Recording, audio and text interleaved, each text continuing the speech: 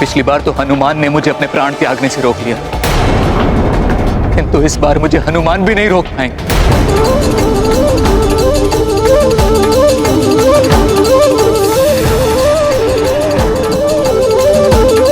भैया, इस बार हनुमान जी भरत भैया को तो क्या, मुझे भी नहीं रोक पाएंगे।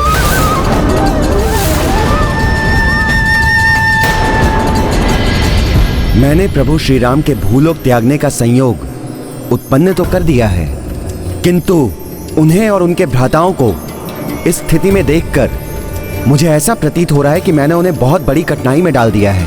मनुष्य हो या ईश्वर, धर्म का पालन तो किसी के लिए भी सरल नहीं। धर्म के मार्ग में अनेक कठिनाइयां आती हैं, पग पग पर त्याग करना पड़ता है, किंतु जो धर्म के लिए अपना सर्वस्व निछावर करते हैं वही इस संसार के लिए श्रेष्ठतम उदाहरण प्रस्तुत करता है और पूजनीय बनता है। ऋषिवर दुर्वासा को सकुशल उनके आश्रम पहुंचाकर मैंने प्रभु का कार्य तो कर दिया, फिर भी मेरा मन इतना अशांत क्यों है? क्या उसका संबंध ऋषि दुर्वासा के द्वारा कहे गए वचनों से तो नहीं? अनायास ऐसा आभास हो रहा है जैसे प्रभु मुझसे दूर जा रहे हैं। कदाचित प्रभु के दर्शन पाकर ही मेरा चित्त शांत होगा।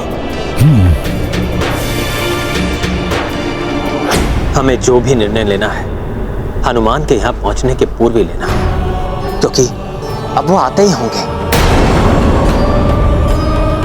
भ्राता भारत, एक राजा विहीन राज्य तो पिता विहीन परिवार के समान होता है। मेरे और लक्ष्मण के प्रस्थान के पश्चात अयोध्या को तुम्हारी आवश्यकता होगी। मैं तुम्हें राजा नियुक्त कर शत्रुघ्न को राजकाज में तुम्हारी सहायता के लिए छोड़कर जाने का इच्छुक हूं।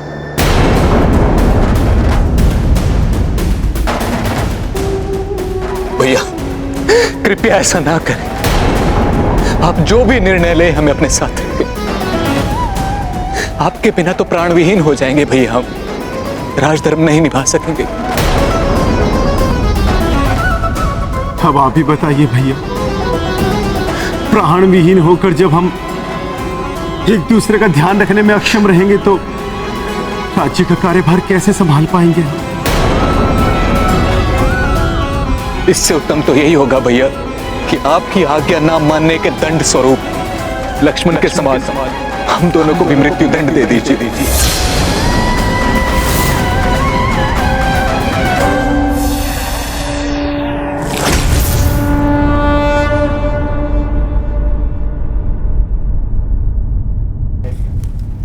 भैया, आपकी असीम वेदना का भान है मुझे, किंतु मुझे यह भी ज्ञात है कि आपके बिना भ्राता भरत और शत्रुघ्न भी नहीं रह सकेंगे। मैं तो स्वयं आपके बिना नहीं रह सकता भैया। और सत्य तो यह है कि हम में से कोई भी नहीं जो अपने आप को इस राज सिंहासन के योग्य समझे। इस पर आपके सिवा यदि कोई स्थित हो सकता है तो वो आप ही के स्वरूप है भैया। अब इस राज सिंहासन पर लवकुश का अधिकार। मेरी भी यही मान्यता है भैया। आपके पुत्र योग्य है, पराक्रमी है। युद्ध भूमि में उन दोनों के पराक्रम के हम साक्षी। बुद्धि, विवेक, ज्ञान सब में परिपूर्ण है वे। आपके बाद यदि इस सिंहासन पर कोई बैठने योग्य है तो केवल वही है भैया।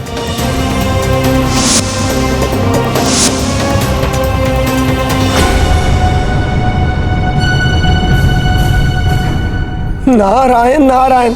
प्रभु और उनके भ्राता तो विचार विमर्श में खोए हैं। समय बीतता जा रहा है, कहीं इस बीच हनुमान लौटकर उनकी वार्तालाप ना सुन ले, उन्हें ज्ञात ना हो जाए कि निकट भविष्य में क्या होने वाला है। अन्यथा वही होगा जिसका भय हमें नहीं स्वयं प्रभु श्री राम को भी था। देवर्षि नारद, हनुमान को जितना मैं समझता हूँ उसके अनुसार तो प्रभु के भूलोक त्यागने का विचार सुनकर वो प्रभु प्रेम में बह जाएंगे और ऋषि दुर्वासा की बात तो क्या, वो सब कुछ भुला बैठेंगे। क्योंकि जब वो गंधर्वों से युद्ध कर रहे थे और यमराज ने ब्रह्मदेव का संदेश प्रभु श्री राम तक पहुंचाया था, तब उनके आभास मात्र से ही हनुमान की क्या स्थिति हुई थी, वो हम सब में से किसी से छिपी नहीं है। अब जब हम सब ने निश्चय कर ही लिया है तो हमें लवकुश के राज्य अभिषेक की तैयारी करनी चाहिए। लवकुश को ही अयोध्या का आधा आधा राज्य सौंपकर हम चारों भ्राता एक साथ सरयू के पावन जल में जल समाधि लेंगे।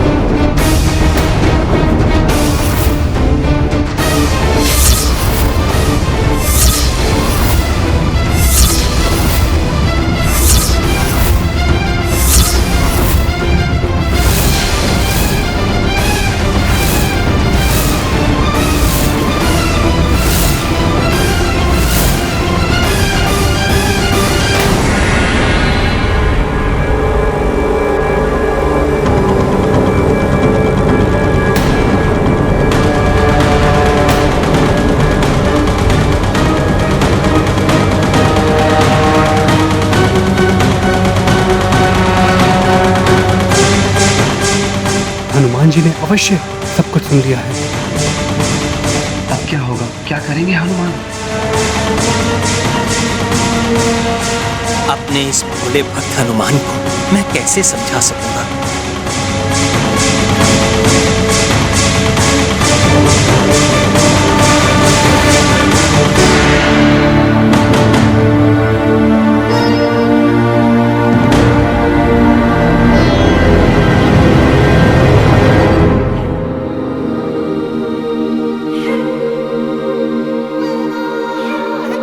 प्रभु, मैं ऋषि दुर्वासा जी को उनके आश्रम छोड़कर आ गया।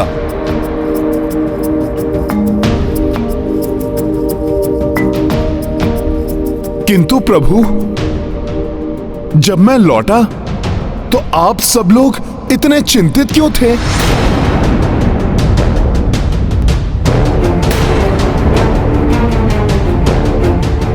प्रभु, ऐसी कौन सी चिंता है जिसके निवारण के लिए आप सभी यहां इतनी गंभीरता से विचार विमर्श कर रहे थे?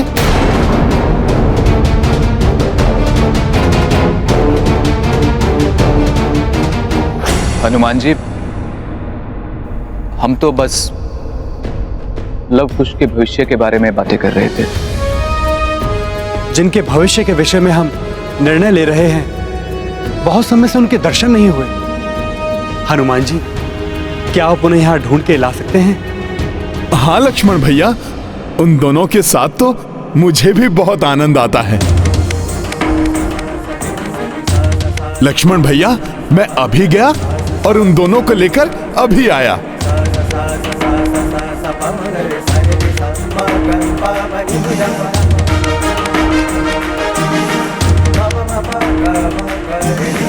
हमारा संपूर्ण परिवार हनुमान का ऋणी है। उससे ये बात अधिक समय तक छिपाना उचित नहीं है कि हम चारों भ्राता इस संसार का परित्याग करने वाले हैं। अभी तो उसे इस बात का ज्ञात नहीं है, किंतु कभी ना कभी तो अवश्य होगा। तब एक साथ दुखों का पहाड़ नहीं टूट पड़ेगा उन पर। अब जब हम निर्णय ले ही चुके हैं तो आप तीनों लवकुश को समझाकर उन्हें उनके राज्य अभिषेक के लिए तैयार कीजिए। मैं हनुमान को बताने का, उसे समझाने का प्रयास करूंगा, जिससे वो धैर्यपूर्वक मेरा जाना स्वीकार कर सके। यह संभव कार्य केवल एक ही स्थान पर संभव हो सकता है। मैं हनुमान को वहीं लेकर जाऊंगा।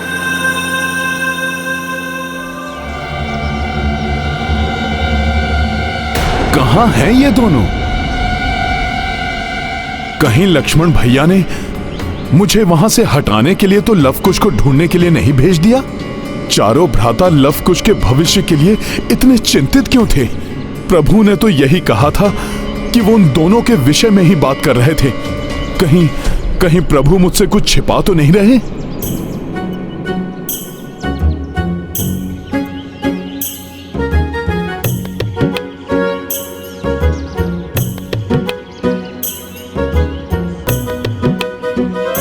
यहां मेरा पीछा कौन कर रहा है? अवश्य ये तो लव कुश ही हैं।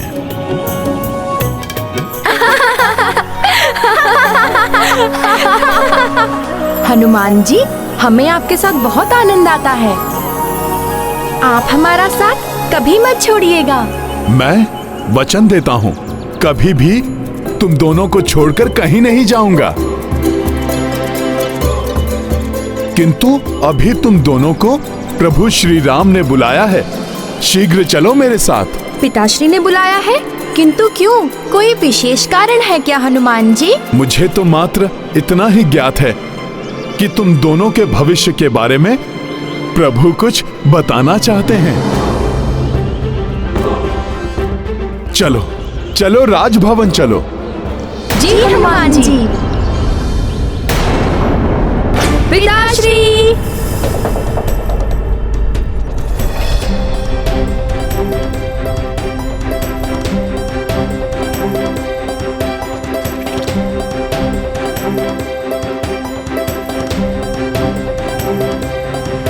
ये लीजिए प्रभु, मैं ले आया लव कुश को। आप सभी हमारा प्रणाम स्वीकार कीजिए।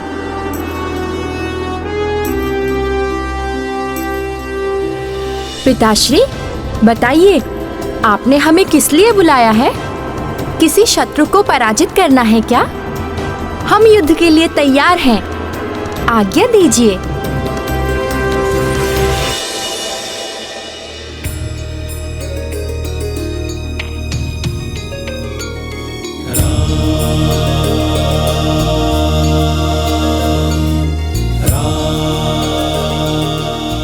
आज्ञा नहीं पुत्र, ये तो एक पिता का अनुरोध मात्र है। मुझे आशा है कि तुम मेरी बात समझोगे, उसे टालोगे नहीं। पिताश्री, आपका अनुरोध भी हमारे लिए आज्ञा समान ही तो है, और आपके आदेश का पालन करना तो पुत्र धर्म ही नहीं, राजधर्म भी है। आप आदेश दीजिए पिताश्री, आप जो कार्य देंगे हम उसे अवश्य पूर्ण करेंगे।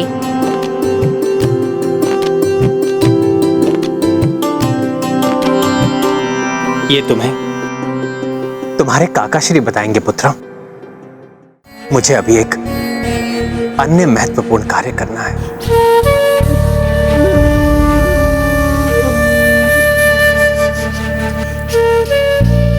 हनुमान, मुझे अभी अभी आभास हुआ है कि मुझे गोदावरी एवं फेना नदी के संगम पर स्थित वृषकपि तीर्थ के दर्शन करने के लिए जाना चाहिए। क्या आप मुझे वहां ले जा सकते हैं? प्रभु, आपके आदेश का पालन करना तो मेरा सौभाग्य होगा। तब हमें अभी प्रस्थान करना चाहिए। जो आज्ञा प्रभु। पुत्र, तुम्हारे काकाश्री तुम्हें जो भी कहें, तुम्हारा उसे गंभीरता पूर्वक सुनना अत्यंत महत्वपूर्ण है। प्रभु श्री राम ने हनुमान को बताने के लिए उचित स्थान चुना है। वृषकापि तीर्थ जाकर कदाचित हनुमान अपने अस्तित्व का गूढ़ रहस्य भली भांति समझ सके।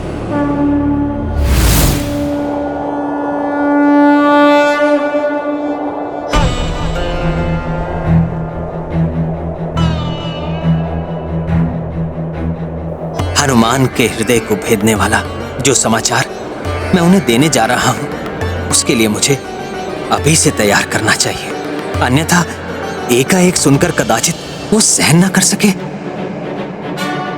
किंतु मैं बताना प्रारंभ भी करूं तो कैसे? हनुमान, तुम तो मेरे वो भोले भक्त हो जिसने मेरे प्राण बनकर पग पग पर मेरा साथ दिया। अपने प्राण छोड़ने के साथ तुम्हारा साथ छोड़ने का भी समय आ गया है। ये कैसे बताऊं तुम्हें?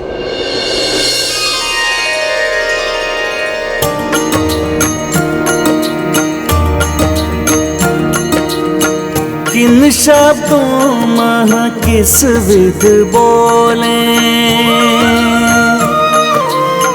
कैसे प्रभु मन भक्त का तोड़े। निश्चित वैकुंठ धाम को जाना,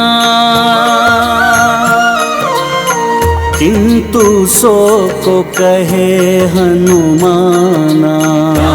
सिया राम जय हनुमान। भरत लखन शत्रुघ्न भाई, लव कुश को कछु बोल न पाई। साहस कर जब हूँ कह दीन्हा, छल के किशोर नयन सुनीरा। सिया राम जय हनुमान। सिया राम जय हनुमान। ये गाथा महाबली हनुमत की, रुचिकर लीला राम भगत की। जय जय जय रघुनंदन राम, जय जय जय महाबली हनुमान। जय जय जय रघुनंदन राम, जय जय जय महाबली हनुमान। प्रभु, आपसे एक बात पूछूं? अवश्य हनुमान। कुछ ऐसी बात करो हनुमान जिससे ये हृदय विदारक समाचार तुम तक पहुंचाना मेरे लिए सरल हो जाए। मुझे ऐसा क्यों प्रतीत हो रहा है कि जैसे मैं यहाँ प्रभु पूर्व में भी कभी आया हूं, किंतु कब और क्यों उसका स्मरण नहीं है मुझे। इन दोनों महान नदियों गोदावरी और फेना के इस अद्भुत संगम को देखकर मुझे ऐसा आभास हो रहा है जैसे उस घटना का आज की हमारी इस यात्रा से बहुत गहरा संबंध हो। प्रभु,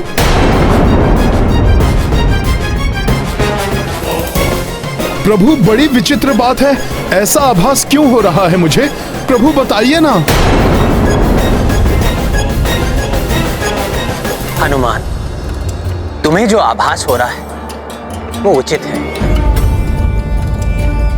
दोनों घटनाएं वास्तव में एक दूसरे से संबंधित हैं। हनुमान, ये वृषकपि तीर्थ है।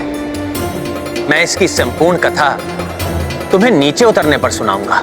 संभव है तब तुम्हें समझ में आ जाए।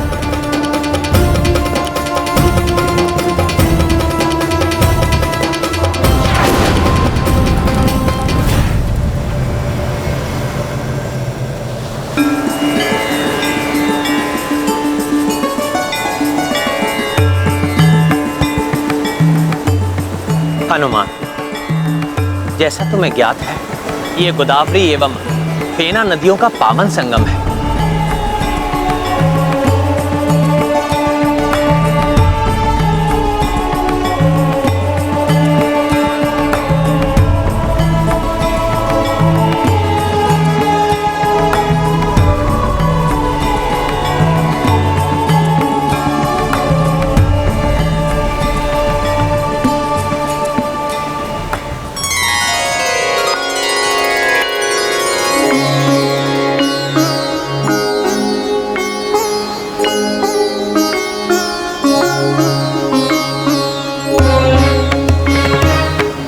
तीर्थ पर आने से श्रद्धालु को भगवान शिव और भगवान विष्णु दोनों का आशीष प्राप्त होता है।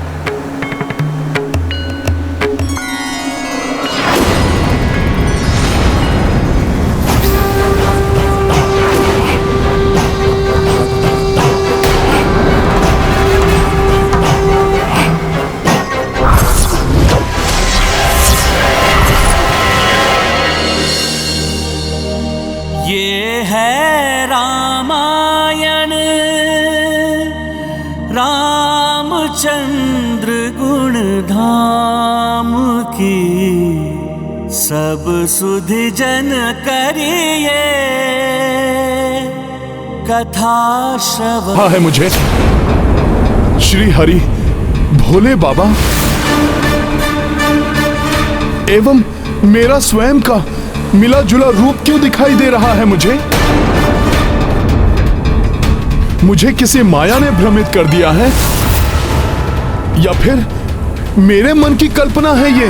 हनुमान, ना ही ये कोई माया है और ना ही तुम्हारे मन की कल्पना। मैं तुम्हें इनके अद्भुत रूप की संपूर्ण कथा सुनाऊंगा, जिससे तुम्हें स्वयं ही बोध हो जाएगा कि तुम्हें ऐसा आभास क्यों हो रहा है। मेरे भोले भक्त हनुमान को समझाने के लिए उसे बताना ही पड़ेगा कि कालांतर में उनके वृषकपि अवतार में आने का उद्देश्य समाप्त होने के पश्चात भूलोक से उनका भी निर्माण हुआ था। यह अनेक युगों पूर्व की बात है हनुमान। दैत्यों के पूर्वज महाबली हिरण्य का पुत्र महाशनि घोर तपस्या से प्राप्त वरदानों के कारण अनेक शक्तियों का स्वामी हो गया था, किंतु तपस्वी होकर भी दैत्य प्रवृत्ति के कारण उसने अपने आतंक से तीनों लोगों को आतंकित कर रखा था।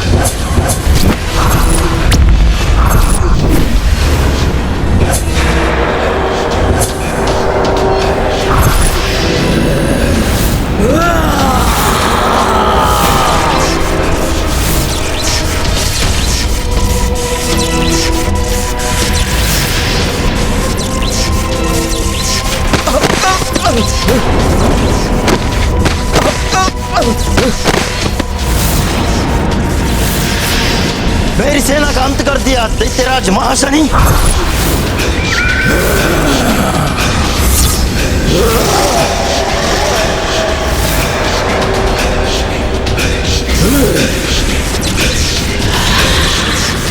अब तुम नहीं बचोगे।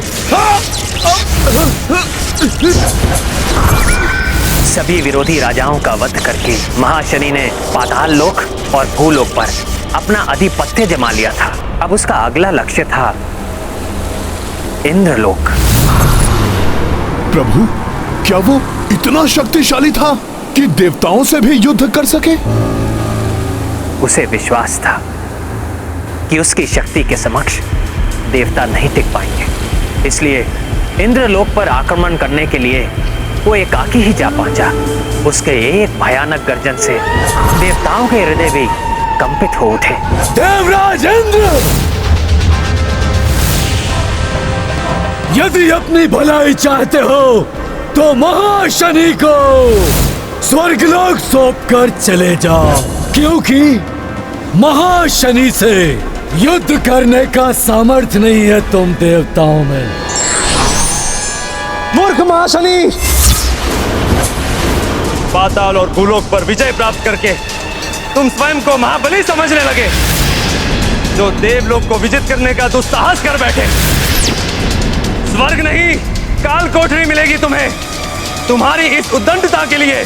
काल कोठरी महाशनि को नहीं, तुम्हें मिलेगी इंद्र, वो भी स्वर्ग लोक की नहीं, पाताल लोक की।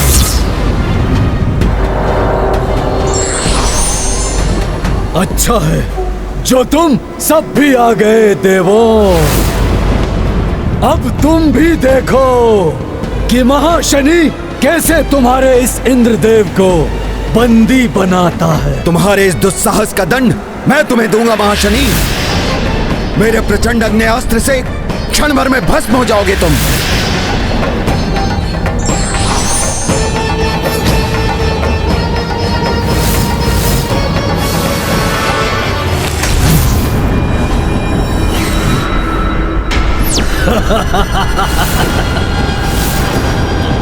अग्निदेव, तुम्हारा अग्नेयास्त्र मेरा कोई अहित नहीं कर सकता।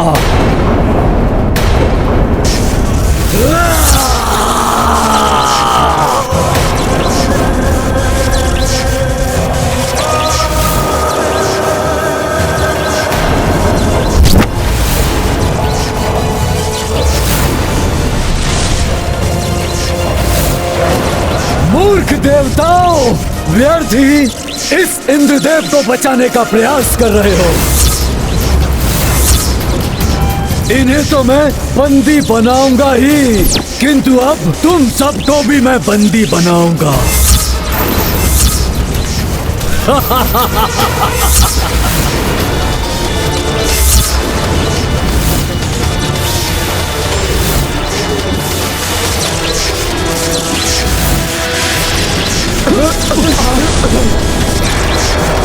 महाशनि!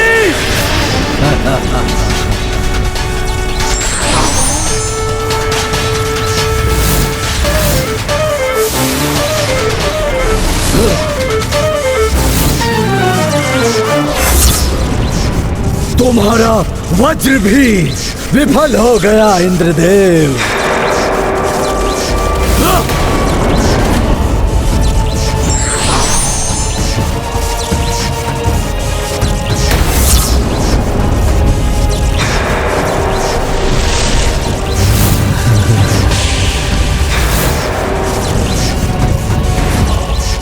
नहीं, छोड़ दो मुझे, छोड़ दो। देवताओं के अस्त्रों को विफल करके महाशनि इंद्रदेव को बंदी बनाकर पाताल लोक ले गया और उन्हें काल कोठरी में ढकेल दिया। देखा इंद्रदेव, किसने किसे बंदी बनाया? महाशनि ने तुम्हें इस काल कोठरी में बंदी बना दिया है। अर्थात स्वर्ग लोक पर भी महाशनि ने अपना आधिपत्य बना लिया था। हाँ हनुमान, वरदानी शक्तियों के कारण उसने सहजता से देवताओं को विवश करके इंद्रदेव को बंदी बना लिया था। तो क्या देवताओं ने उसके पश्चात इंद्रदेव को मुक्त कराने का कोई भी प्रयास नहीं किया? क्या करते देवता, विवश हो गए थे। अधीनता स्वीकार करनी पड़ी उन्हें उस दैत्य की। यही नहीं, वरुण देव को संधि बनाए रखने के लिए उसने महाशनि से अपनी पुत्री का विवाह करना पड़ा। वरुण देव के बारंबार आग्रह करने पर अंततः महाशनि इंद्रदेव को मुक्त करने के लिए तत्पर हुआ। जाओ इंद्रदेव, तुम्हें मुक्त किया महाशनि ने। तुम स्वतंत्र हो।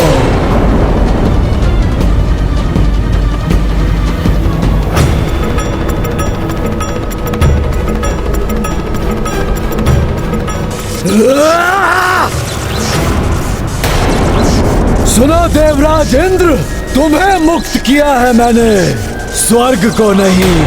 स्वर्ग, सारे देवता और तुम भी सब मेरे अधीन हैं।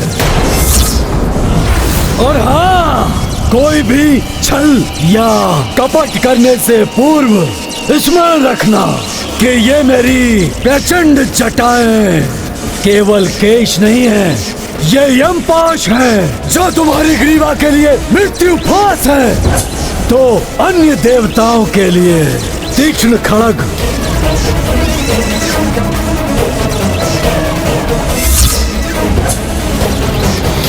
प्रभु, महाशनि ने तो इंद्र आदि देवताओं को अपने अधीन कर लिया। प्रभु, किंतु ये सब उस अद्भुत रूप से कैसे जुड़ा है जिसका आभास मुझे हुआ था? मैं वही बताने वाला हूं हनुमान। जब इंद्रदेव की पत्नी देवी सची ने परास्त हुए इंद्रदेव की दशा देखी तो उनसे रहा नहीं गया। वो ब्रह्मा जी से इसका उपाय पूछने के लिए ब्रह्मलोक जा पहुंची। तब उन्हें ब्रह्मा जी से ज्ञात हुआ कि महाशनि को वरदान प्राप्त है कि उसका वध ऐसी महाशक्ति के हाथों ही हो सकता है जो एक साथ महादेव शिव एवं श्री हरि विष्णु देव की शक्ति से उत्पन्न हुआ हो। इसीलिए देवताओं के शक्ति प्रहार का उस पर कोई भी प्रभाव नहीं पड़ रहा था। तो क्या प्रभु ये वही रूप है जिसका मुझे यहाँ पर आने से बार बार आभास हो रहा है?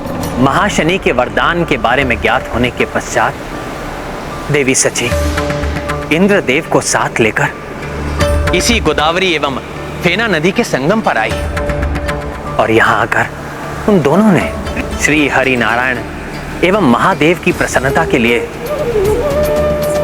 घोर तप किया। वर्षों के कठोर तप के पश्चात महादेव एवं श्री हरि ने उन्हें वरदान देने का निश्चय किया।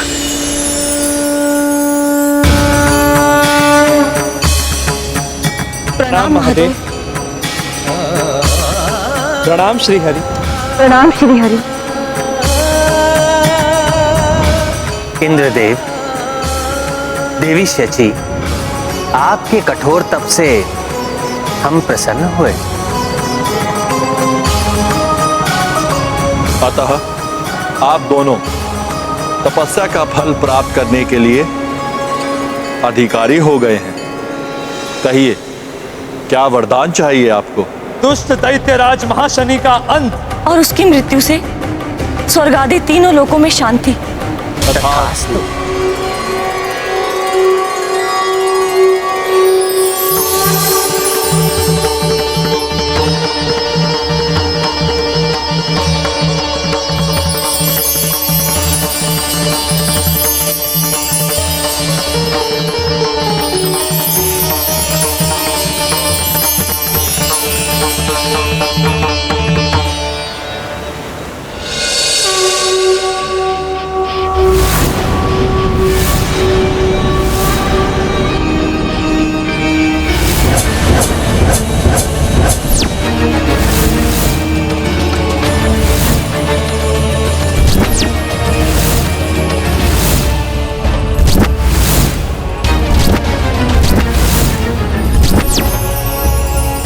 आश्चर्यचकित ना हो देवी शची, ये मुझ विष्णुदेव एवं महादेव के सम्मिलित तेज से उत्पन्न हुई महाशक्ति है।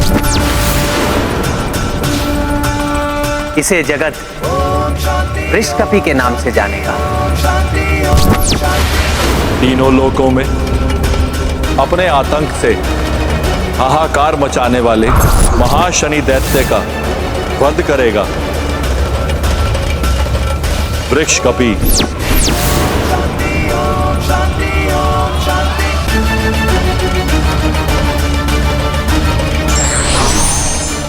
हे मां बलशाली वृषकपि, दुष्ट दैत्यराज महाशनि का अंत करके हम सब पर उपकार कीजिए एवं तीनों लोग को उनके आतंक से मुक्ति दिलाई।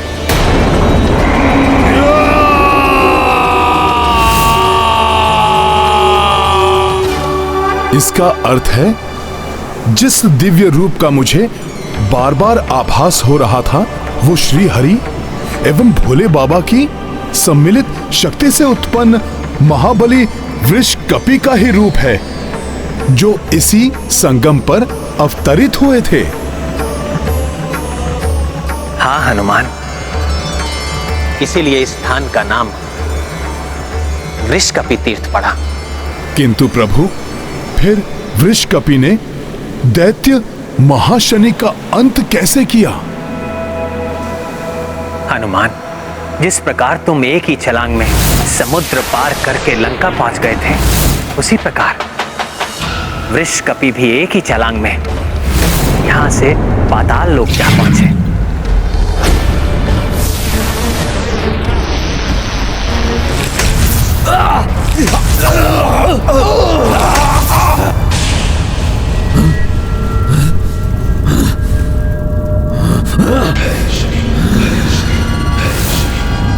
पाताल लोक में ये भूकंपन, ये धरती का फटना, किसने किया होगा ये दुस्साहस? महाशनि!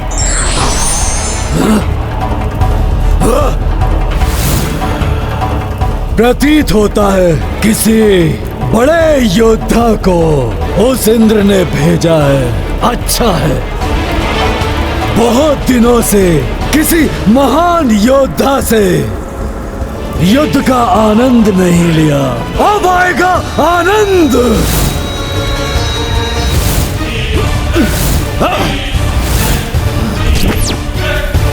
तुम जो भी हो, तुम्हारी मृत्यु तुम्हें यहां खींच लाई है।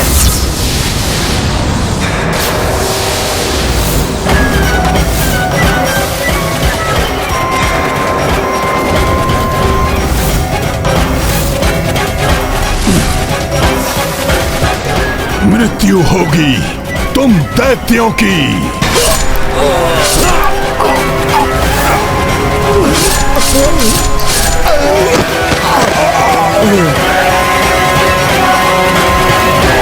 महाशनि नहीं है इनमें।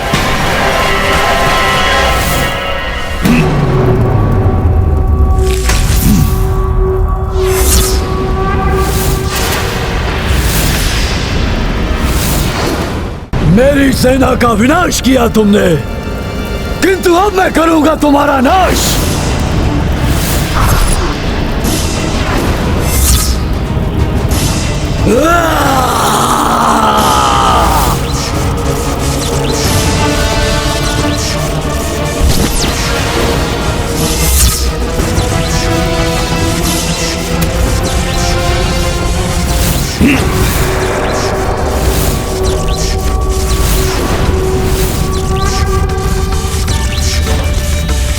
महाशनि नाश तो होगा तुम्हारा, सर्वनाश होगा। ये कौन है जिसने मेरी जटाओं को इस प्रकार पकड़ लिया है?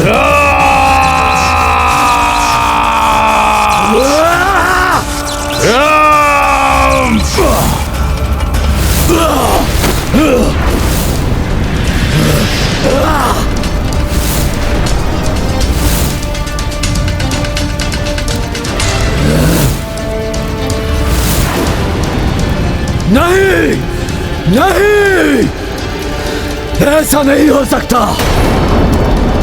मैं तुम्हें जीवित नहीं छोड़ूंगा।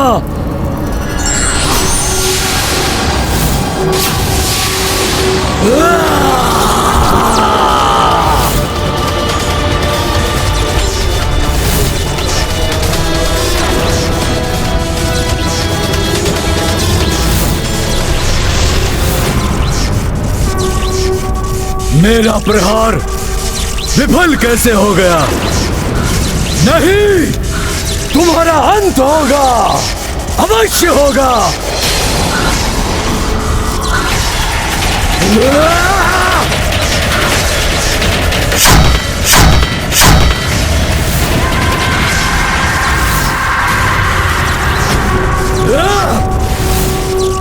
मेरी इन प्रचंड जटाओं को छोड़ दो।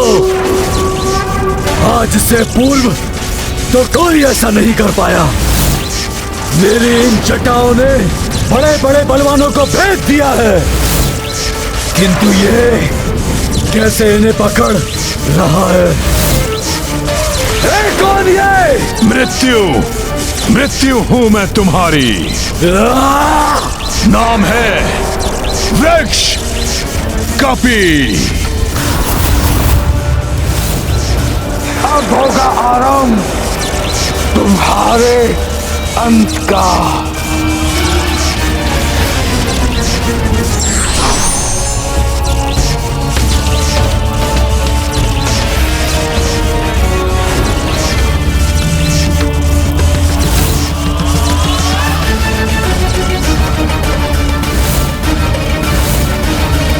नहीं,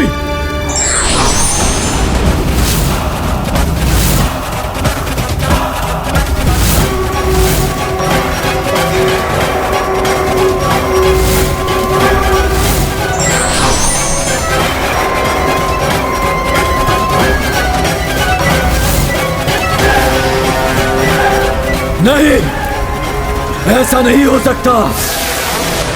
मेरी मृत्यु नहीं हो सकती। मुझे कोई नहीं मार सकता।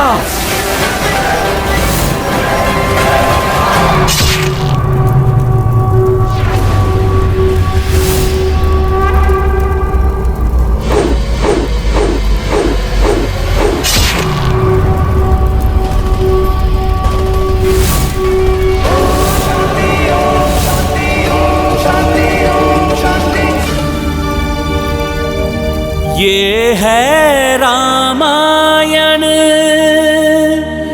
रामचंद्र गुण धाम की, सब सुधि जन करिए कथा श्रवण। आ गया है।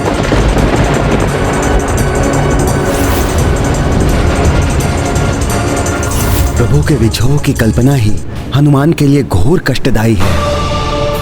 प्रभु ही तो संसार है हनुमान के, प्रभु नहीं तो संसार नहीं। बहुत दुखद है ये हनुमान के लिए। ना जाने हनुमान इसे कैसे स्वीकार कर पाएंगे। हनुमान, तुम भक्त शिरोमणि हो, अपना सर्वस्व समर्पित कर दिया है तुमने मुझे। ऐसे में मेरे निर्वाण की पीड़ा असहाय है तुम्हारे लिए। ऐसी ही पीड़ा का अनुभव मुझे भी हो रहा है हनुमान। प्रभु, मेरा हृदय बैठा जा रहा है।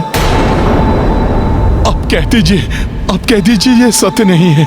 सत्य है ये हनुमान। भूलोक को छोड़कर मुझे जाना ही होगा। प्रभु, इस भक्त ने आपके चरणों की सेवा का व्रत लिया है, अतः आपका यह हनुमान आपके साथ ही जाएगा। ये नहीं हो सकता हनुमान, तुम्हें तो अभी रुकना है। नहीं प्रभु, नहीं। हनुमान का सत्य, हनुमान का धर्म, हनुमान के प्राण तो आप है प्रभु। आपके बिना इस संसार में रहकर क्या करेगा यह हनुमान? संसार को तुम्हारी आवश्यकता है हनुमान, इसलिए मेरे साथ तुम्हारा निर्वाण असंभव है। प्रभु, आप ऐसा मत कहिए। आपने वृषकपि की कथा में भी बताया था कि मेरे उस जन्म का उद्देश्य पूर्ण होते ही वो भी भूलोक छोड़कर निर्वाण को प्राप्त हुआ था। प्रभु, फिर अभी क्यों? यही तो मैं तुम्हें समझाना चाहता हूं हनुमान। पुत्र, ये उद्विग्नता त्याग कर मेरी बात ध्यान से सुनो। हनुमान, उस युग में तुम हरि एवं हर के अंश से उत्पन्न हुए थे। इस युग में भी तुम हरि एवं हर का ही अंश हो। किंतु प्रभु, जगत तो मुझे मात्र हर अर्थात शिव जी का ही अंश मानता है। शिवांश तो तुम हो ही हनुमान, साथ ही तुम हरि के अंश भी हो। यही नहीं, समस्त देवताओं का अंश समाहित है तुम में। प्रभु, ये आप क्या कह रहे हैं? हनुमान, जब रावण की छत्र छाया में राक्षस महाशक्तिशाली हो उठे थे, देवता संकट में पड़ गए थे, तब देवताओं ने जाकर सृष्टिकर्ता ब्रह्मा जी से प्रार्थना की। ब्रह्मा जी देवताओं को साथ लेकर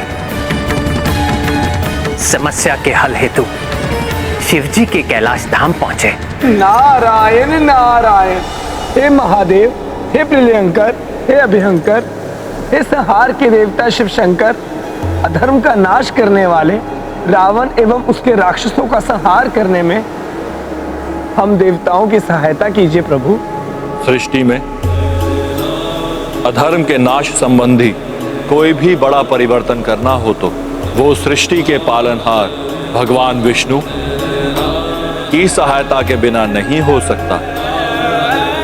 और भगवान विष्णु इस समय अपने अंशा अवतार के रूप में स्वयं ही पृथ्वी पर उपस्थित हैं। पृथ्वी पर भगवान विष्णु के अंश अवतार? हाँ बृहस्पति जी, दिव्य भ्राता युगल नर नारायण भगवान विष्णु के ही अंश अवतार हैं, जो पृथ्वी पर धर्म एवं सदाचरण के स्थापना हेतु कार्यरत हैं।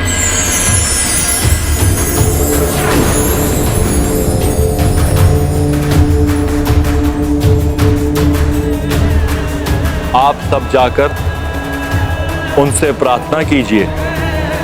मुझे विश्वास है कि वे अवश्य ही आपकी समस्या का समाधान करेंगे। दिव्य ऋषि युगल नर एवं नारायण श्री हरि जी के अवतार थे? हाँ हनुमान, शिव जी के निर्देशानुसार देवता शीघ्र ही ऋषि युगल नर नारायण की शरण में जा पहुंचे। ऋषि युगल नर नारायण को हम देवताओं का प्रणाम।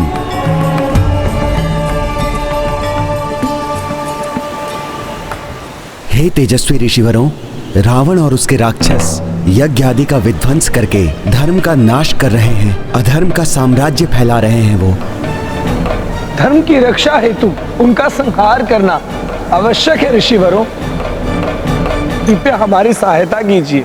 आप सब चिंता मत कीजिए, रावण एवं उसके राक्षसों का शीघ्र ही संहार होगा। उन दिव्य ऋषियों ने ध्यान योग द्वारा अपनी कुंडलिनी जागृत करके अपने दिव्यांश को प्रकाश पुंज के रूप में प्रकट किया। देखते ही देखते उस तेज पुंज में ब्रह्मा जी सहित समस्त देवताओं का अंश भी समाहित हो गया और तब ऋषि नर नारायण के तेज के रूप में विष्णु देव का अंश ब्रह्मा जी एवं अन्य देवताओं के अंश से पुष्ट होकर शिवजी के कैलाश धाम की ओर प्रस्थान कर गया और तब समस्त देवताओं के तेज से संपन्न ये ऊर्जा पुंज जाकर शिवजी से उत्सर्जित ऊर्जा पुंज में समाहित हो गया। तत्पश्चात उसे वायुदेव ने ले जाकर महाराज केसरी एवं माता अंजना को प्रदान किया था, जिससे तुम्हारा जन्म हुआ था हनुमान। हरिहर एवं अन्य देवताओं के अंश से जन्मे हनुमान का उद्देश्य अभी पूर्ण नहीं हुआ है। प्रभु, आप मुझे देवांश कहें या जगत मुझे रुद्रांश समझे, किंतु सत्य तो ये है कि मैं मात्र आपका भक्त हूं, आपका तुच्छ सेवक हूं प्रभु। आपकी सेवा के अतिरिक्त कोई भी अन्य उद्देश्य नहीं है मेरे जीवन का प्रभु। जगत को संकट से बचाने वाले संकट मोचन महाबली हनुमान के जीवन के उद्देश्य को एक लघु सीमा में नहीं बांधा जा सकता। भक्त शिरोमणि,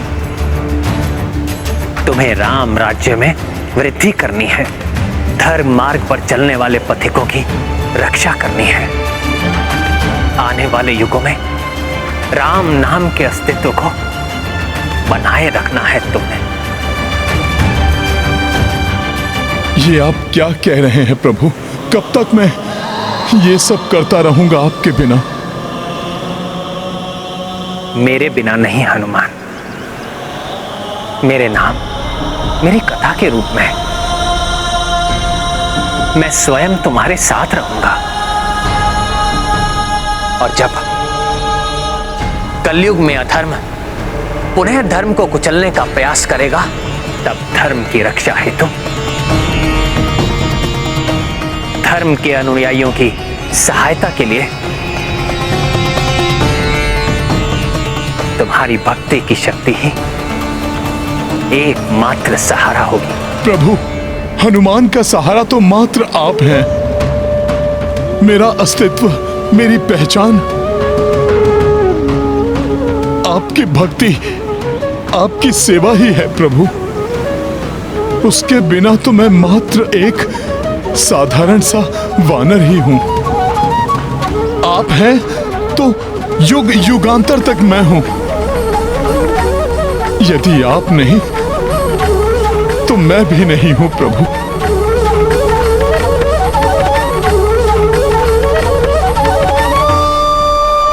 तुम जगत के संकट मोचन हो हनुमान, मात्र अपने लिए कैसे सोच सकते हो तुम? संसार को संकट से बचाना ही तुम्हारे जीवन का उद्देश्य है हनुमान। प्रभु, मेरे जीवन का उद्देश्य आपकी भक्ति है प्रभु। आप ही मेरा संसार है।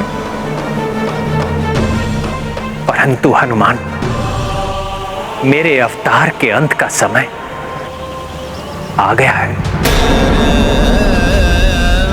तुम्हारे अंत का नहीं। प्रभु, मेरा समय, मेरी श्वासें तो मात्र आपकी भक्ति से ही चलती हैं। प्रभु श्री राम नहीं तो हनुमान भी नहीं। ये गाथा महाबली हनुमत की, रुचिकर लीला राम भगत की। जय जय जय रघुनंदन राम, जय जय जय महाबली हनुमान। सबहु तथ्य श्री राम सुनाए, किंतु कपीश समझ नहीं पाए। हनुमत केवल भक्ति को जाने, सम्मुख जिसके राम भी हारे। ये गाथा महाबली हनुमत की, रुचिकर लीला राम भगत की। जय जय जय रघुनंदन राम, जय जय जय महाबली हनुमान। हनुमान, अपने प्रभु के प्रति तुम्हारे समर्पण ने मेरे हृदय को द्रवित कर दिया है। हनुमान, उचित होगा अब हम संध्या वंदन करके यहां से प्रस्थान करें। अयोध्या में सभी हमारी प्रतीक्षा कर रहे होंगे।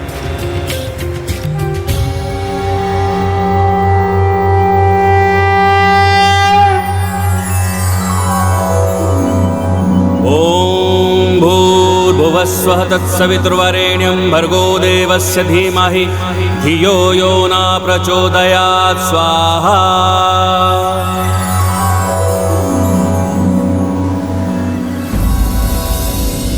प्रभु, मेरा हृदय अभी भी आशंकित है।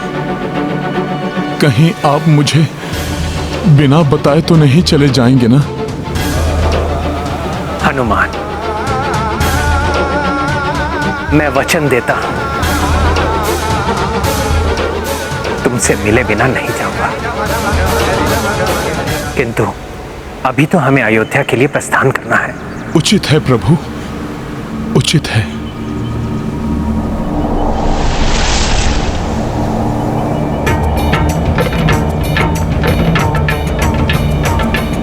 कितने भोले भाले भक्त हो तुम हनुमान। भक्ति के अतिरिक्त कोई अन्य रंग तुम पर चढ़ ही नहीं रहा है। ना जाने मैं तुम्हें समझा भी पाऊंगा या नहीं। बहुत विलंब हो गया भैया राम को। अब तक तो उन्हें हनुमान के साथ आ जाना चाहिए था। इतना शीघ्र कैसे आ सकते हैं भैया? हनुमान को स्वयं निर्वाण के बारे में बताना, उन्हें मनाना इतना सहज नहीं होगा भैया के लिए। आप उचित कह रहे हैं भैया। हनुमान जी की भैया राम के प्रति अटूट भक्ति को देखकर ऐसा प्रतीत होता है जैसे हनुमान जी मानेंगे ही नहीं।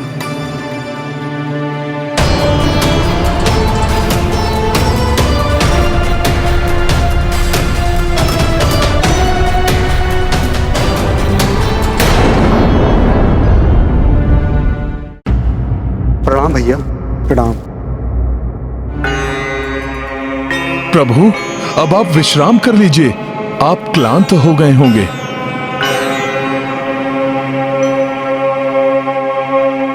हनुमान, सब कुशल तो है? हाँ भरत भैया, सब कुशल मंगल है। प्रभु को संगम तीर्थ की यात्रा करा दी है। एवं क्या हनुमान? एवं प्रभु ने मुझे उस तीर्थ की कथा भी सुनाई।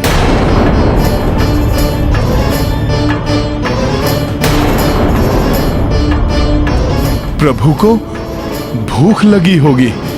मैं प्रभु के लिए जलपान लेकर आता हूं।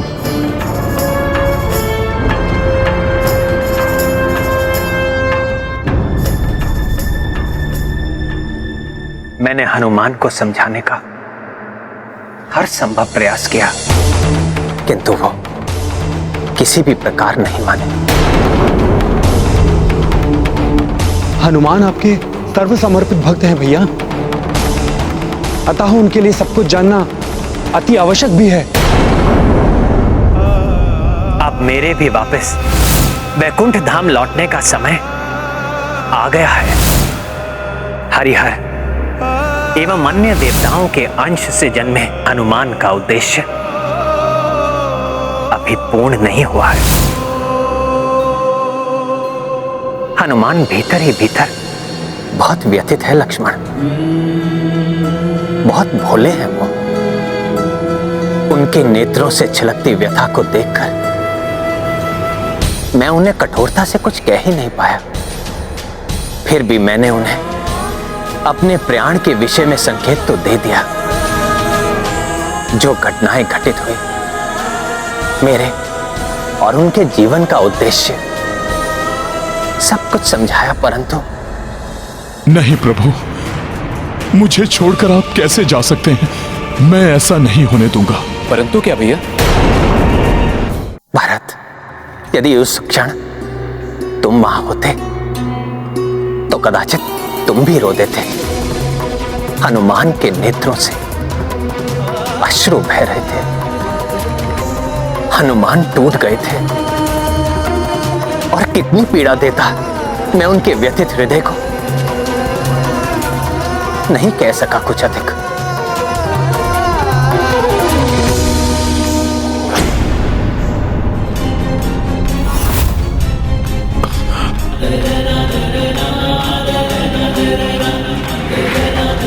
हे विधाता, कैसा भाग्य लेखा है ये। क्या दोष है इन नन्हे बालकों का?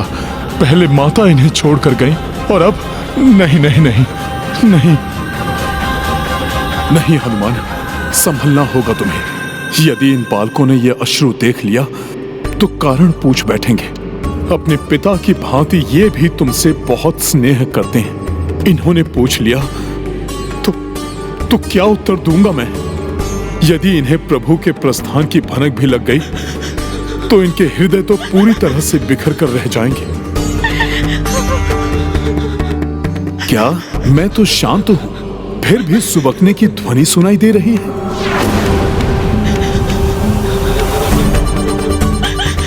ये तो लव कुश की सुबकने की ध्वनि है। क्या इन्हें भी ज्ञात हो गया है ये सब? इन नन्हे बालकों की पीड़ा तो अपार होगी। पहले माता और अब पिता भी। हे भगवान!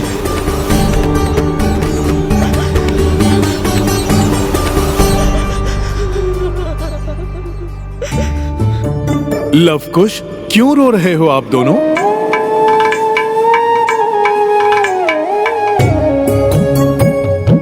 क्या हुआ? क्यों रो रहे हो आप लोग? बताओ मुझे, क्या हुआ? हाँ भैया, हनुमान को स्वयं निर्वाण के बारे में समझाना बहुत कठिन है, और इतना ही कठिन होगा लव कुश के लिए। हाँ भरत, उन बालकों के कोमल हृदय पर न जाने क्या बीत रही होगी। हाँ भैया, शोकाकुल है दोनों, किंतु प्रतीत हो रहा है कि दोनों धीरे धीरे स्थिति को स्वीकार करने का प्रयास कर रहे हैं। मैंने किसी प्रकार उनको स्थिति से अवगत करवा दिया है। मैंने हनुमान को सब कुछ बताया, किंतु ये ना कह सका कि निर्वाण के लिए मैंने सरयू नदी में समाधि लेने का निश्चय किया है। हनुमान जी, सरयू नदी। सरयू नदी? क्या लव कुश, क्या है सरयू नदी में? कुश, उचित होगा कि हम हनुमान जी को सब बता दें। ये सबके संकट हरते हैं, हमारे संकट भी हरेंगे। हाँ अंकुश, अवश्य हरूंगा तुम्हारे संकट। बताओ बताओ, हुआ क्या है? हमारा राज्य अभिषेक होने वाला है। ये तो प्रसन्नता की बात है ना? हमारा राज्य अभिषेक का अर्थ है कि अयोध्या के राजा पिताश्री नहीं होंगे। लव कुश, प्रभु श्री राम दूरदर्शी हैं। उन्होंने कुछ सोच के ही निर्णय लिया होगा। हाँ, मात्र सोचा ही नहीं, निश्चय भी कर लिया गया कि हमारे राज्य अभिषेक के पश्चात पिताश्री, काका श्री भरत, काका श्री लक्ष्मण, आप शत्रुघ्न काका श्री के साथ सरयू नदी में। क्या है सरयू नदी में? एक साथ जल समाधि ले लेंगे।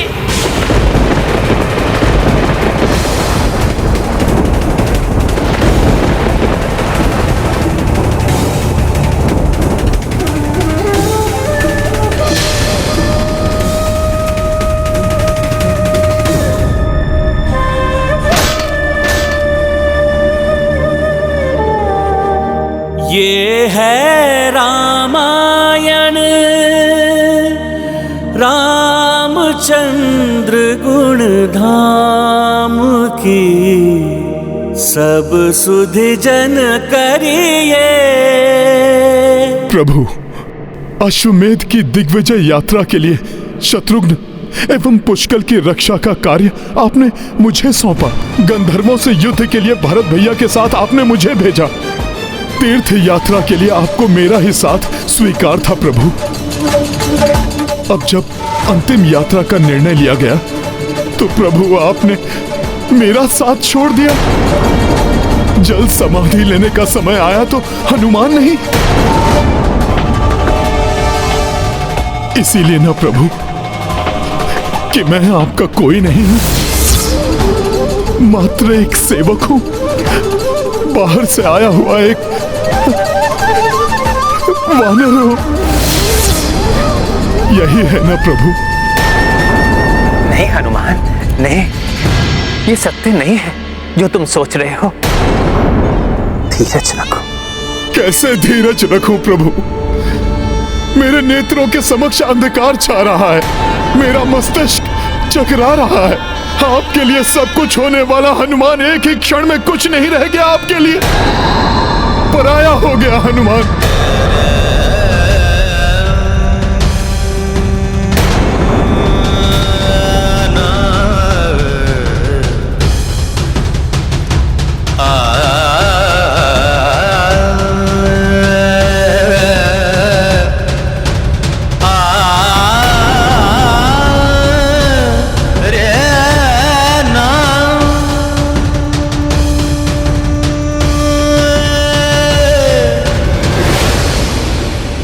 शांत हनुमान, शांत। मैं तुम्हें पराया कैसे कर सकता हूं हनुमान? क्या हृदय स्पंदन को पराया कर सकता है? हनुमान, जितना बिछोह का दुख तुम्हें,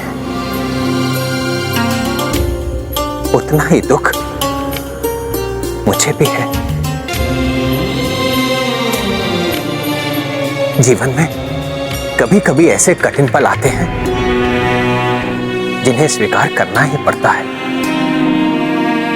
जो आता है सो जाता है,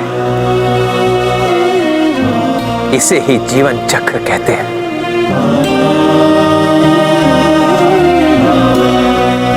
तुम क्या सोचते हो? जब सीता के जाने का समय आया था तो क्या मैं उन्हें रोक नहीं सकता था? किंतु मैंने वो किया जो नियति ने निश्चित किया था। जाने दिया, अपने हृदय पर पत्थर रखकर अपने नेत्रों के समक्ष अपनी प्रिय सीता को जाने दिया, समाने दिया धरती में।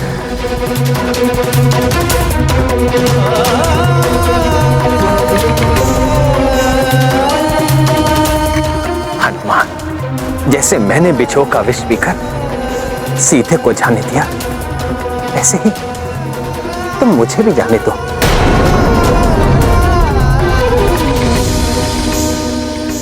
प्रभु, आप तो मर्यादा पुरुषोत्तम हैं, महान कर्म योगी हैं। आपके लिए तो कुछ भी असंभव नहीं है प्रभु। किंतु मैं तो मात्र एक वानर हूं, आपकी भक्ति में डूबा हुआ। मुझसे आपका विछोह नहीं सहा जाएगा प्रभु। प्रभु, आप जा रहे हैं तो मैं आपके साथ क्यों नहीं जा सकता? भरत भैया, लक्ष्मण भैया और शत्रुघ्न भैया की भांति मैं भी आपके साथ जल समाधि क्यों नहीं ले सकता प्रभु?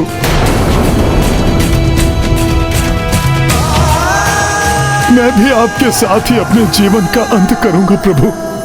नहीं हनुमान, तुम्हें अपने अवतार के शेष उद्देश्य अभी पूर्ण करने हैं। राम राज्य का विस्तार करना है तुम्हें। हर युग में राम नाम के प्रचार प्रसार का दायित्व निभाना है तुम्हें। प्रभु, आप क्षमा करें। मेरा कुछ दायित्व है तो फिर आपका भी कुछ दायित्व है। लवकुश के प्रति अल्प आयु में ही उनसे मां का साथ छूट गया और अब वो पिता की छत्र छाया से भी वंचित हो जाएंगे। प्रभु, ये कदापि उचित नहीं है। आपके बिना कोई नहीं संभल पाएगा प्रभु, कोई नहीं संभल पाएगा। इसलिए प्रभु, मैं आपको जल समाधि नहीं लेने दूंगा।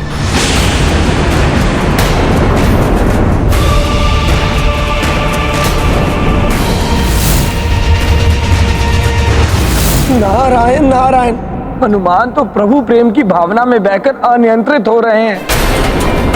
यदि इन्होंने ठान लिया कि प्रभु श्री राम को कहीं नहीं जाने देंगे, तो संसार की कोई भी शक्ति इन्हें रोकने में सक्षम नहीं होगी। इस बात का मुझे भी भय है नारद जी। हनुमान का प्रेम हठ किए जा रहा है। कहीं श्री राम। बस हनुमान, बस। तुमने सदैव मेरे निर्णय का मान रखा है। मैंने जो कहा तुमने किया, किंतु आज मेरे जीवन के अंतिम निर्णय में तुम मेरा विरोध कर रहे हो हनुमान। हट किए बैठे हो। किंतु प्रभु। अब और नहीं हनुमान, और नहीं। नियति है ये, इसे सभी को स्वीकार करना होगा।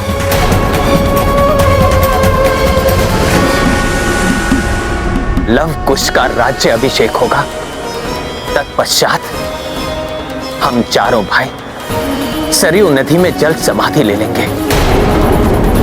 ये मेरा अंतिम निर्णय है।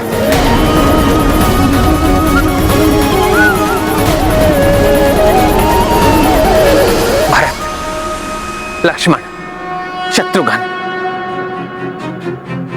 लव कुश के राज्य अभिषेक की व्यवस्था आरंभ करो।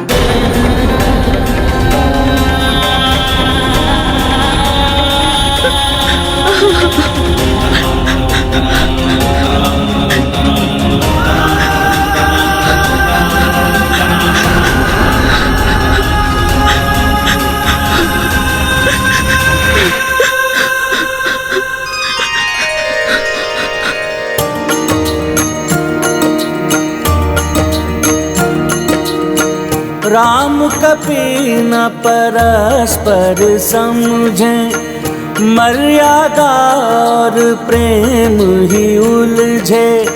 लव कुशित राजा अभिषेका, उत हनुमत मन जागृत चिंता। नहीं मन लागे कहीं हनुमाना, कर गए दूर कपि प्रस्थाना। सबहु भावुक घड़ी दुखदाई, किंतु कोई भी कह नहीं पाई। सिया राम जय हनुमान। आशीष लव कुश सब से पाई, ओझल सब से रही कपिराई। लव कुश अवध के अबहु नरेशा, किंतु निरुत्साही श्री कपीशा। सिया राम जय हनुमान। ये गाथा महाबली हनुमत की, रुचिकर लीला राम भगत की। जय जय जय रघुनंदन राम, जय जय जय महाबली हनुमान। हनुमान राज्याभिषेक छोड़कर कहाँ जा रहे हैं? हनुमान जी नहीं दिखाई दे रहे हैं। मैं भी उन्हीं को ढूंढ रहा हूँ। न जाने कहाँ है।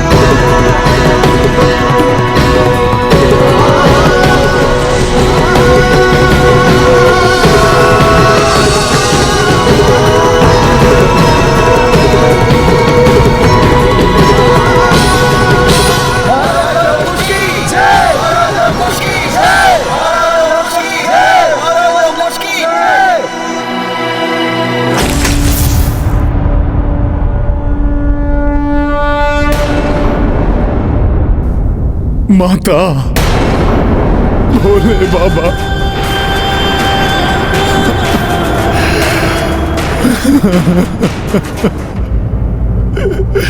शांत हो जाओ पुत्र। क्या हुआ हनुमान? माता, आपसे क्या छुपा है? प्रभु श्री राम जल समाधि लेने जा रहे हैं, किंतु मुझे साथ ले जाने से मना कर दिया उन्होंने। उनके बिना मैं भला कैसे रह पाऊंगा प्रभु? अब आप दोनों चलकर प्रभु को रोकिए ना माता। बाबा रोकिए ना। भोले बाबा, आपके इस पुत्र ने कभी आपसे अपने लिए कभी कुछ नहीं मांगा। आज मैं आपसे अपना संसार मांग रहा हूं माता। मेरे जीवन का स्रोत मांग रहा हूं मैं आपसे। एक पुत्र की पीड़ा मां ही समझ सकती है माता। प्रभु श्री राम से ही हनुमान का अस्तित्व है। यदि प्रभु नहीं तो मैं भी नहीं। प्रभु के बिना निष्प्राण देह की भांति भटकता रहेगा यह हनुमान। आप माता, प्रभु मेरी सहायता कीजिए, मेरी सहायता कीजिए। शांत हो जाओ पुत्र हनुमान। तुम्हारी पीड़ा का आभास है मुझे। तुम्हारा दुख हम समझते हैं। माता, तो आप अपने पुत्र को पीड़ा से मुक्ति दिलाइए ना, अन्यथा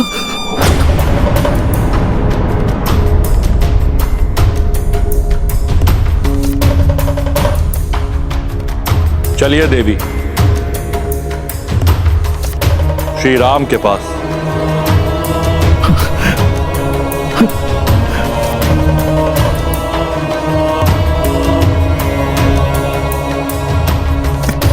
प्रभु शीघ्र चलिए। आप दोनों ही कुछ कर सकते हैं। लवकुश का राज्य अभिषेक अब तक संपन्न हो चुका होगा।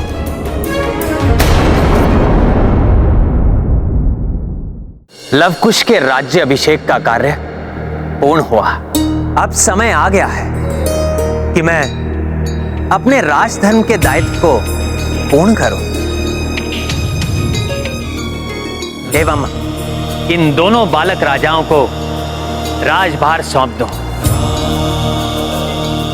राजा के रूप में मेरा एक अंतिम कार्य शेष है जिसे मुझे पूर्ण करना है। वो कार्य है एक दंड की घोषणा। अनुज लक्ष्मण ने एक वचन तोड़ने की भूल की थी और उस वचन को तोड़ने का दंड निर्धारित किया गया था, मृत्यु दंड।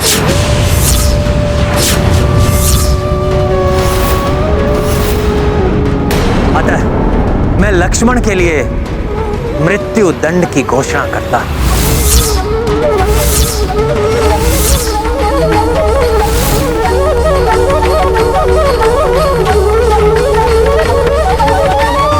मृत्यु दंड के फलस्वरूप लक्ष्मण को सरयू नदी में जल समाधि लेनी होगी।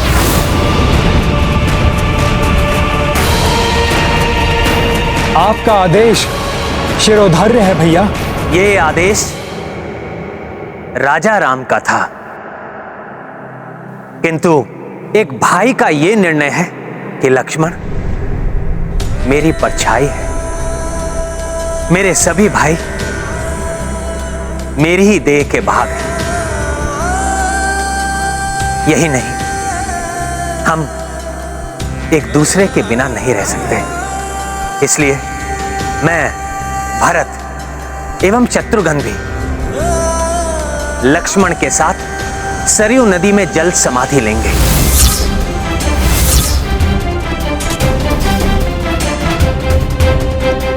मैं जानता हूं यह निर्णय आप सभी के लिए महापीड़ादायक होगा, किंतु इसे अन्यथा ना लें। यही विधि का विधान है। इसे स्वीकार करें। कहाँ रह गए हनुमान जी? हनुमान जी ने कहा था कि वो हमें इस संकट से उबारेंगे।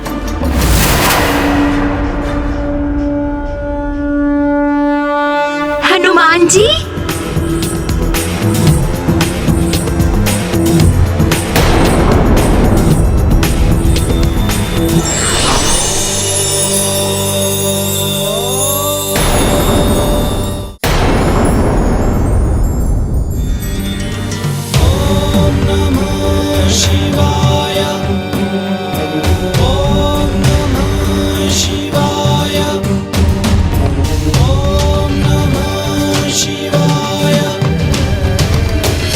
प्रणाम महादेव, प्रणाम माता।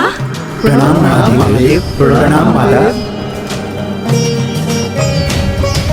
महादेव और माता पार्वती को यहाँ लाकर अच्छा किया संकट मोचन हनुमान ने।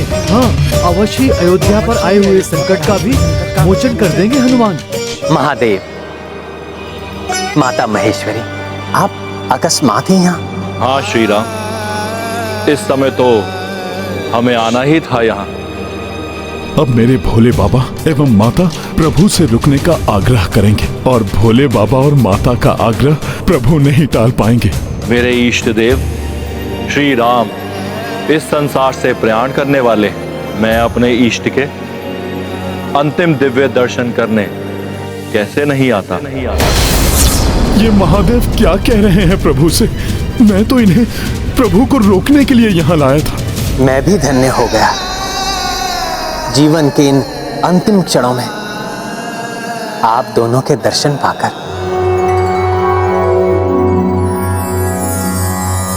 जय जय राम राघव रघुवीरा, तुम हो सुजान सुशील सुधीरा।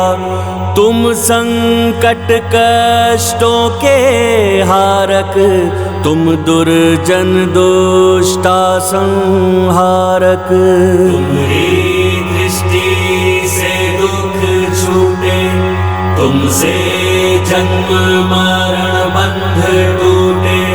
तुम संसार सागर के तारक, तुम ही चेतना के संचारक। तुमरे जप से कटे सब पीरा, तुमको नमन है श्री रणवीरा।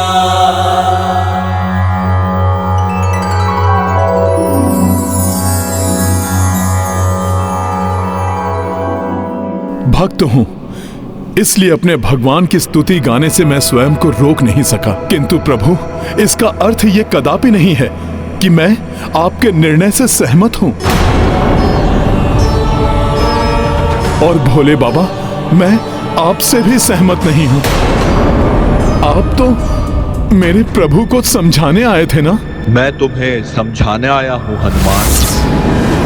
होनी होकर रहती है, उसे टाला नहीं जा सकता।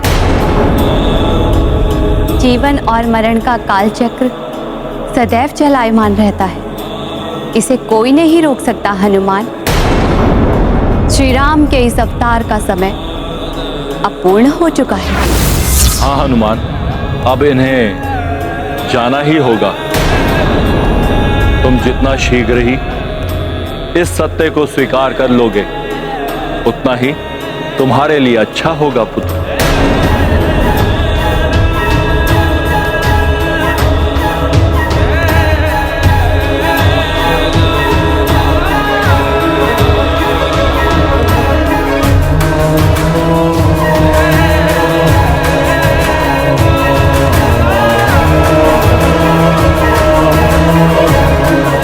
कल्याण मस्तु।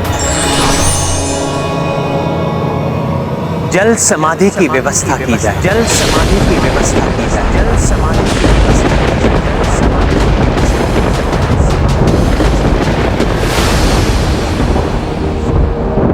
ये है रामायण, रामचंद्र गुण धाम की। सब सुधि जन करिए, कथा श्रवण श्री राम।